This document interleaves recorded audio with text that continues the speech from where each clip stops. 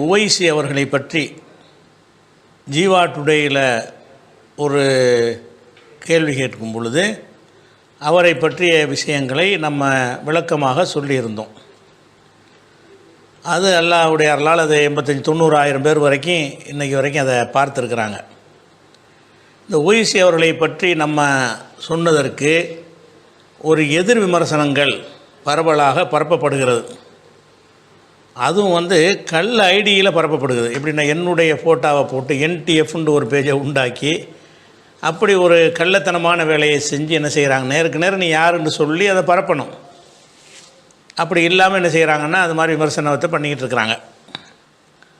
இந்த விஷயத்துக்கு விளக்கம் சொல்வதுதான் முதலாவது தகவல். நம்ம இப்போ என்னை பொறுத்த வரைக்கும் நீண்ட பல மாதங்களாகவே இந்த சமுதாய பிரச்சனைகளை பற்றி நம்ம அதிகம் பேசுவது கிடையாது. ஏன்னா மார்க்க சம்பந்தமான கேள்விகள் குவிந்திருக்கிற காரணத்தினால, அதுக்கே நமக்கு நேரம் போதவில்லை என்கிற காரணத்தினால இந்த நேரலையில் இயன்ற அளவுக்கு மார்க்க சம்பந்தப்பட்ட விஷயங்களைத்தான் நம்ம சொல்லி வருகிறோம். ஆனால் இந்த ஓவைசி விஷயத்தை பொறுத்த வரைக்கும் நம்முடைய நேரலையில் நம்ம அதை சொல்ல கிடையாது. செய்தியாளருங்கிற முறையில் அந்த ஜீவா அவர்கள் நம்மிடத்தில் கேள்வியாக முன்வைத்த பொழுது, ஒரு கேள்வி என்று வந்துவிட்டால் நம்ம எதை பற்றி கேட்டாலும் நம்ம சொல்லத்தான் வேணும். அந்த அடிப்படையில் அது குறித்து நம்முடைய தகவலை சொன்னமே தவிர, நம்முடைய நேரலையில் இந்த மாதிரியான அரசியல் ரீதியான விஷயங்களை பெரும்பாலும் நம்ம சொல்வது ரொம்ப ரொம்ப முக்கியமாக இருந்தாலே சொல்லுவோமே தவிர குறைச்சிட்டோம். அதனால் இது ஜீவா டுடேயில் அவர்கள் கேள்வி கேட்குறாங்க, நம்ம சொல்லிட்டோம். இந்த ஜீவா டுடேயில் அந்த சொன்ன விஷயங்கள்லாம் பொய், அவர் அப்படி சொல்லவே கிடையாது என்கிற மாதிரி சில விமர்சனங்களை முன்வைக்கிறார்கள். ஜீவா டுடே அவர்கள் என்னிடத்தில் கேள்வி கேட்கும் பொழுது, அவர் தினமலர் பத்திரிக்கை, அதாவது ஏப்ரல் 26 தினமணி பத்திரிகையை எனக்கு அனுப்பி, இதில் ஓவைசி இப்படி சொல்லியிருப்பதாக இந்த பத்திரிகையில் வந்திருக்கிறது, அதுக்கு உங்களுடைய பதில் வேண்டும் என்று தான் கேட்டார். அந்த பத்திரிகையில் உள்ள அதை ஒரு அந்த பேட்டியிலையும் ஒரு குறிப்பிடுவார். அந்த பத்திரிகையில் உள்ள செய்தியின் அடிப்படையில் நம்ம சொன்னோம் என்று சொன்னால், மறுப்பு சொல்கிறவங்க என்ன செய்கிறாங்கன்னா, அப்படி ஓவைசி சொல்லவே கிடையாது அப்படின்னு அவங்களா மறுக்கிறாங்க. கிடையாதுன்னு சொன்னால் தினமலர்காரன்ட்டு போய் சண்டையை போடுங்க, அவனுக்கு எதிராக வழக்க போடுங்க. தினமலரில் என்ன இருக்குது என்றால், ஏப்ரல் 26 இட்ட தினமலர், அதில் என்ன வருதுன்னு கேட்டால், நமது சிறப்பு நிருபர்ன்ற ஒரு செய்தியாக அது வருகிறது. உண்மையை உறக்க பேசிய ஓவைசி, நெத்தியடி பேச்சுக்கு நெட்டிசன்கள் புகழாரம். நெத்தியடியான பேச்சு பேசிவிட்டார், அதுக்கு நெட்டிசன்கள்லாம் புகழாரம் அப்படிங்கிற தலைப்பிட்டு அந்த செய்தி வெளியிட்டிருக்கிறாங்க. அது அப்படியே நான் படிக்கிறேன். அதில் இதில் சொன்னது பொய்யா இருந்தால் நீங்கள் தினமலர்கிட்ட தான் கேட்கணும். தினமலரில் வந்திருக்குது என்ற அடிப்படையில் தான் அந்த கேள்வி கேட்கப்படுகிறது. அவர் என் தரப்பிலேருந்து தினமலர் அப்படி நான் சொல்லவில்லைன்னு ஒரு மறுக்க கிடையாது. நீங்கள் முட்டு கொடுக்குற ஆளுக்கு எதோ மறுத்துக்கிட்டு அப்படி சொல்ல கிடையாதுன்னு மறுக்கிறீங்களே தவிர, அவர் சொன்னதாக வந்திருக்கிற செய்தி தான் நான் படிக்கிறேன். அசாதுதீன் ஓவைசி என்ற பெயரை கேட்டாலே இவர் ஆளுங்கட்சிக்கு எதிரானவர், மதசார்பு கொள்கை கொண்டவர் என்ற கருத்து நிலவுகிறது.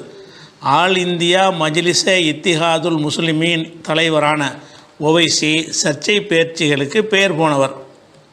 ஆனால் இவர் காஷ்மீர் பஹல்காம் பயங்கரவாத தாக்குதல் குறித்து உண்மை தகவலை விருப்பு வெறுப்பின்றி பகிரங்கமாக வெளிப்படுத்தி உள்ளார். இந்த தாக்குதலின் பின்னணியில் பாகிஸ்தான் தான் உள்ளது என்பதை அவர் துணிச்சலுடன் உறக்க கூறியுள்ளார். 1. மதச்சார்பற்ற தலைவர்கள் என கூறிக்கொள்ளும் காங்கிரஸ் MP ராகுல், சமாஜ்வாடி கட்சி தலைவர் அகிலேஷ் யாதவ் கூட காஷ்மீர் தாக்குதல் விவகாரத்தில் வார்த்தைகளை அளந்து பேசி வருகின்றனர். ஆனால் ஓவைசி மத உணர்வுகளுக்கு அப்பாற்பட்டு உண்மை நிலவரத்தை பேசியுள்ளதால் சமூக வலைதளவாசிகள் அவரை கொண்டாடுகின்றனர். பஹல்காம் தாக்குதல் குறித்து ஓவைசி கூறியதாவது, இதான் கூறியது, சிறப்பு நிருபர் நேரடியாக கேட்டேன்னு போட்டிருக்கிறார். காஷ்மீரில் பயங்கரவாதிகள் நடத்திய தாக்குதலுக்கு மக்களிடம் மன்னிப்பு கூற வேண்டும். யார் கூறணும் தெரியல, மன்னிப்பு கூற வேண்டும். சுற்றுலா பயணியரின் பெயர்களை கேட்ட பின், அவர்களின் மதம் என்ன என்று அறிந்த பின் ஈவிரக்கமின்றி சுட்டு கொன்றுள்ளனர். இதற்கு அவர்கள் பொறுப்பு கூற வேண்டும். இது ஓவைசி சொன்னது. वहां पर इनडिस्क्रिमिनेट तरीके से और मजहब पूछकर उन्होंने मासूम लोगों को वहां पर उनका कत्ल किया है। हम इसकी सख्त से सख्त अल्फाज में इसकी मजम्मत இதை வந்து ஜீவா கேட்கல, நானும் சொல்லலை. இதையும் சொல்லியிருந்தால் இன்னும் டேஞ்சரானான்னு விளங்கிடும். இது உண்மையே கிடையாது. அதாவது அந்த பேரை கேட்டாங்கங்கிறது பின் செட்டிங் பண்ணது. மறைஞ்சிருந்தான் சுட்டுறாங்க, யாருன்னே தெரியாது, அங்கங்கே தூரத்துலேருந்து சுட்டாங்கன்னு தான் உண்மையான தகவல். அப்போ இதில் என்ன வருதுன்னு பிறகு இவர் ஓய்ச்சி சொன்னதாக இதில் வல்ல விஷயம் என்னன்னு கேட்டால், சுற்றுலா பயணிகளின் பெயரை கேட்ட பின் அவர்களின் மதம் என்ன எது என அறிந்த பின் ஈவிரக்கமின்றி சுட்டு கொண்டுள்ளனர், இதற்கு அவர்கள் பொறுப்பு கூற வேண்டும். அப்படியே காவிகள் விஷயத்தை அப்படி வாந்தி எடுத்திருக்கிறார். वहाँ पर इंडिस्क्रिमिनेट तरीके से और मजहब पूछकर उन्होंने मासूम लोगों को वहां पर उनका कत्ल किया है। हम इसकी सख्त से सख्त अल्फाज में इसकी मजम्मत இவருக்கு முட்டு கொடுக்குறாங்க. இதை அவர் சொல்லலைங்கிறீங்களா? என்னையை திட்டி வேலை கிடையாது. அப்போ பேரை கேட்டு தான் செஞ்சாங்களா? அப்படி தான் சம்பவம் நடந்துச்சா? மரங்களுக்கு அப்பால் மறைந்திருந்து கொண்டு தெரிஞ்ச ஆண்களையா சுற்றானே தவிர உன் பேர் என்னென்னு கேட்டு சுடவே கிடையாது. அவர்கள் பாகிஸ்தானிலிருந்து வந்தவர்கள் என்பதில் சந்தேகமில்லை. பாகிஸ்தான் அரசு ISI உளவு அமைப்பின் ஆதரவு உள்ளது. படுபாத செயலை செய்தவர்கள் கண்டிக்கப்பட வேண்டும். அது கண்டிக்கப்படணும், எல்லாம் ஓகே தான். ஆனால் பாகிஸ்தானிலிருந்து வந்தவர்கள் என்பதில் சந்தேகமில்லைங்கிறார்ல, அது உண்மையான தகவல் இல்லை. ஏன்னு கேட்டால் அவர்கள் நீண்ட காலமாகவே இங்கே இந்தியாவில் தான் இருந்திருக்கிறாங்க. அவங்களுடைய வீடுகள்லாம் இருந்திருக்குது. அந்த வீடுகளெல்லாம் போய் இராணுவம் தாக்கியிருக்கு பின்னாடி. அப்போ பாகிஸ்தான்லேருந்து வந்தவர்கள்ங்கிறதுல சந்தேகம் இல்லைன்னு இவர் சொல்கிறாரு. அடுத்ததாக என்னென்னு கேட்டால், இவர்கள் எல்லை தாண்டி எப்படி வந்தார்கள், இதற்கு யார் பொறுப்பு? பகல்காம் வந்தவர்கள் ஸ்ரீநகருக்கு வந்திருப்பார்கள். இவர்கள் பொறுப்பற்ற செயலுக்கு உரிய தண்டனை கிடைக்க வேண்டும். பாதிக்கப்பட்ட மக்களுக்கு நீதி கிடைக்க வேண்டும். பயங்கரவாதிகளின் இந்த ஈனச் செயலை வன்மையாக கண்டிக்கிறோம். இதில் யாருக்குமா எல்லாத்தையும் கண்டிக்கிறோம், நம்மளும் கண்டிக்கிறோம். இந்தியா பாகிஸ்தான் இடையே சிந்து நதி ஒப்பந்தத்தை இந்தியா ரத்து செய்ததை வரவேற்கிறேன். அப்படி வரவேற்கவில்லைன்னு இவங்க மறுப்பு சொல்கிறாங்க, எனக்கு மறுப்பு சொல்கிறாங்க. தினமலரில் அவர் கொடுத்த பேட்டியில் அவருடைய சிறப்பு நிருபருக்கு அளித்த பேட்டியில் என்ன வருதுன்னு கேட்டால், இந்தியா பாகிஸ்தான் இடையேயான சிந்து நதி ஒப்பந்தத்தை இந்தியா ரத்து செய்ததை வரவேற்கிறேன், ரத்து செஞ்சதை வரவேற்கிறேங்கிறார். இது ஒரு பைத்தியகாரத்தனமான இதுன்னு சொல்லி நம்ம அது சிந்து நதி அது ஒன்றும் செய்ய முடியாது, சிந்து நதியை அடைக்கவே முடியாதுன்னு நான் சொல்லியிருந்தேன். அது தவறுங்கிற மாதிரி பில்டப் கொடுக்குறீங்களே.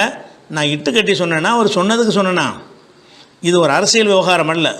அதனால் மத்திய அரசு என்ன நடவடிக்கை எடுத்தாலும் ஆதரிப்போம். அதை நதிநீரை அடைச்சோண்டு அரசாங்கம் பொய்யாக மக்களை ஏமாத்துகிறது.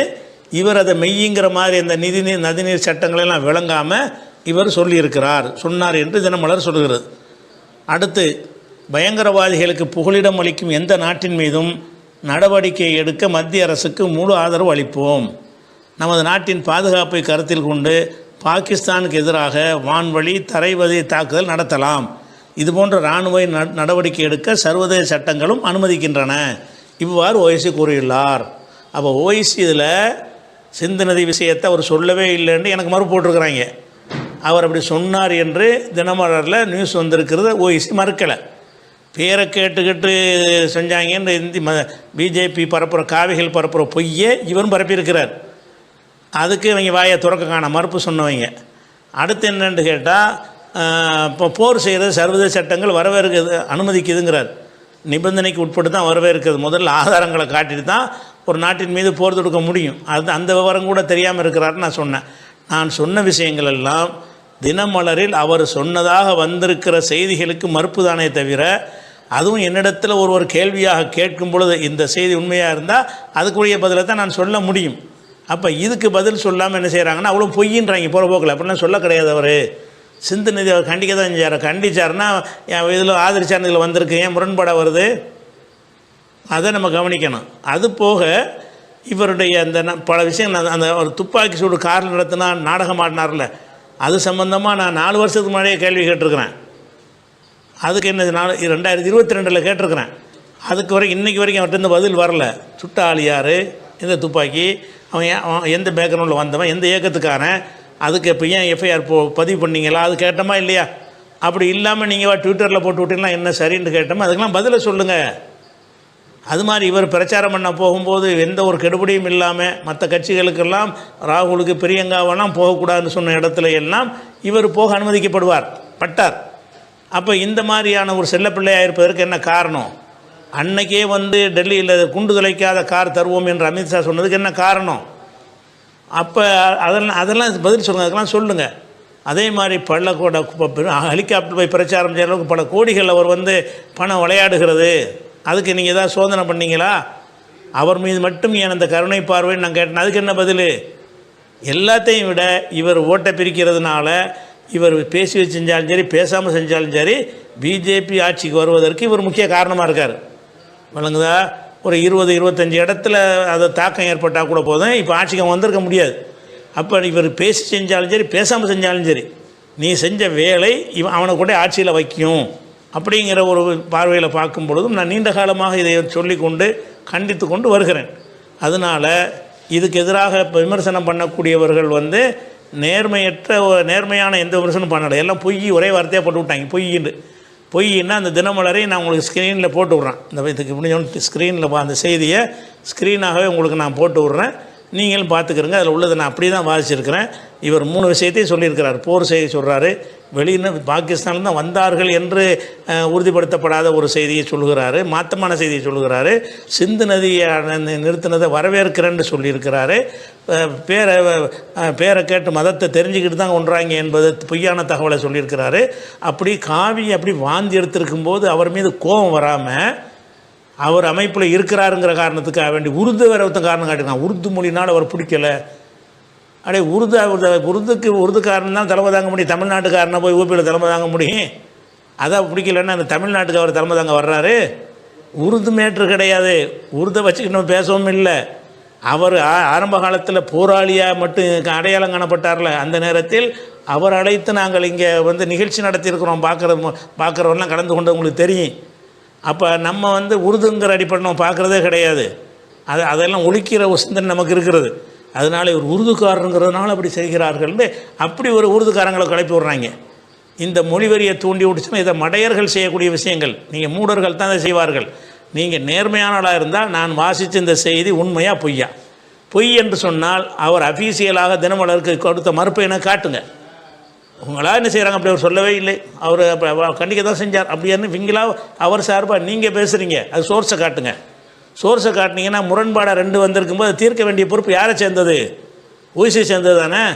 தினமலர்காரன் என் பேரில் பொய்யை போட்டுட்டான்னு சொல்ல சொல்லுங்கள். அவரை சொல்ல சொன்னாங்கன்னா தினமலர்காரன் பேச்சை கேட்டு நானும் சொல்லிவிட்டேன், நானும் மக்கள்கிட்ட தெரிவிச்சுட்டு போயிடுவேன்.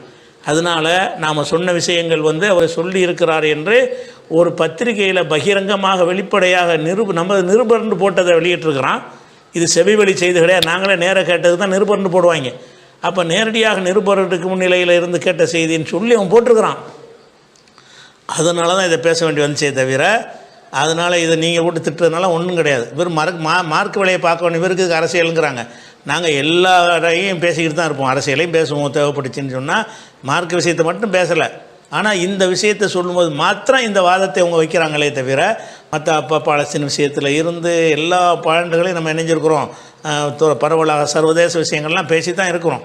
இதே ஓய்சியை பற்றி 2 வருஷத்துக்கு முன்னாடி நான் பேசியிருக்கிறேன். இந்த தேர்தல் ரிசல்ட்டை வச்சு கொண்டு ஒவ்வொரு தொகுதியிலும் இவரால் என்னென்ன பாதிப்பு ஏற்பட்டுச்சு என்பதையெல்லாம் புள்ளி விவரத்தோடு பேசியிருக்கிறேன்.